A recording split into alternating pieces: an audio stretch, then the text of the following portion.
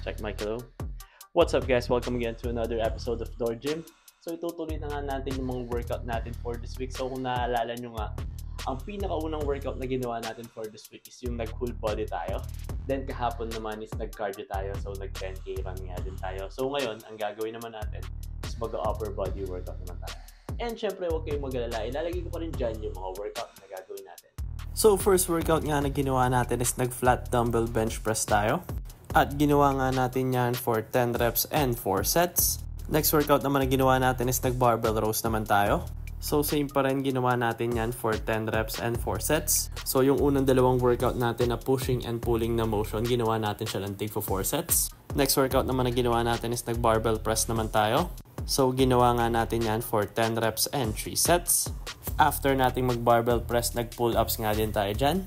At ginawa din natin yan for 10 reps and 3 sets. So kung hindi nyo nga kayang mag-pull up, pwedeng mag-pull down lang rin muna kayo. Next workout naman na ginawa natin is para sa shoulder. So nag-lateral raise nga tayo dyan at ginawa natin yan for 10 reps and 3 sets. After nating mag-shoulder, nag-bicep naman tayo. So nag-barbell curls nga tayo dyan at ginawa natin yan for 10 reps and 3 sets. And for our last workout for today, nag-dips nga din tayo dyan.